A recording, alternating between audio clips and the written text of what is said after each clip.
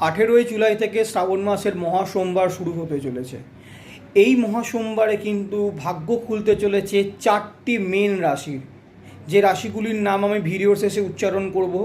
তার আগে আমি বলে দেব, এই সোমবার কিন্তু আপনারা সবাই, সব রাশির মানুষেরাই নিরামিষ আহার গ্রহণ করবেন, শিবের মাথায় জল ঢালবেন এবং আপনারা চেষ্টা করবেন প্রত্যেকটা সোমবারই কিন্তু পালন করার।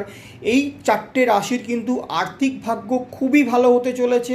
তাদের নতুন কাজের সন্ধান আসতে চলেছে। যারা পুরনো কাজে ছিলেন তাদের কাজ কিন্তু বাড়তে চলেছে। যারা শিক্ষার্থী তাদের ক্ষেত্রেও কিন্তু এই সোমবারগুলিতে এবং শ্রাবণ মাস থেকে তাদের পড়াশোনায় মনোযোগ এবং উন্নতির লক্ষণ দেখা যাচ্ছে এই 4টে রাশির। যাদের মানসিক সংকটের মধ্যে দিয়ে অনেক দিন ধরে অতিবাহিত হচ্ছিলেন, তাদের মানসিক সংকট কিন্তু অনেকাংশে কাটতে চলেছে। এই 4টে রাশির কিন্তু প্রভূত উন্নতির যোগ রয়েছে। এই শ্রাবণ মাস থেকে শুরু হচ্ছে। শ্রাবণ মাসের 4টে সোমবার খুব ভালো করে মহাদেবকে স্মরণ করুন, মহাদেবের মাথায় জল অর্পণ করুন এবং ওম নমঃ শিবায় কিন্তু উচ্চারণ করুন। এই 4টে রাশি হচ্ছে কুম্ভ রাশি, দ্বিতীয় মকর রাশি, তৃতীয় সিংহ রাশি, চতুর্থ মীন রাশি।